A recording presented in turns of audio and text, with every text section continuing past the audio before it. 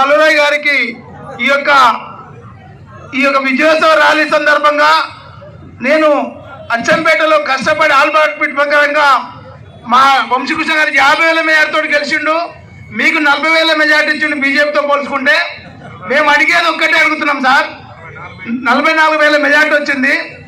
మా వంశీసారి మంత్రివర్గ విస్తరణ అయితే మా రేవంత్ రెడ్డి ముఖ్యమంత్రి ఉంటే మా వంశీకృష్ణ గారు మంత్రి ఉండాలని నేను చెప్తున్నాం. ఎందుకంటే మీరు ఎప్పుడు చెవులో జరగలను. వంశీకృష్ణ గారి మంత్రి పదవి కావాలన్న వాళ్ళు జై కాంగ్రెస్ అనండి. మేము అడుగుతున్నాం సార్, ఈ యొక్క ప్రాంతం దగాబడ్డ ప్రాంతం, వెనుకబడ్డ ప్రాంతం, ఈ ప్రాంతం అభివృద్ధి కావాలంటే మీ యొక్క పార్లమెంటు నిధులు మా అచ్చంపేటకు వంశీకృష్ణ గారికి మీకు సొంత తమ్ముడిలాగా మీరు ఆదుకోవాలని, ఈ అచ్చంపేట అంటే మల్లు రవిని ఎంతో అభిమానిస్తారో మల్లు అనంతరాములు మల్లు రవి గారిని మళ్ళీ పట్టిక్రమాలుగా పీపుల్స్ మార్చిని కూడా విజయవంతం మా డాక్టర్ వంశీకృష్ణ అచ్చంపేట దాటిన వరకు కళ్ళలో పెట్టుకొని చూసుకున్నాడు. నాగర్ కర్నూలు జిల్లా మొత్తం తిరిగి మీరు కూడా ఏమన్నారు సార్?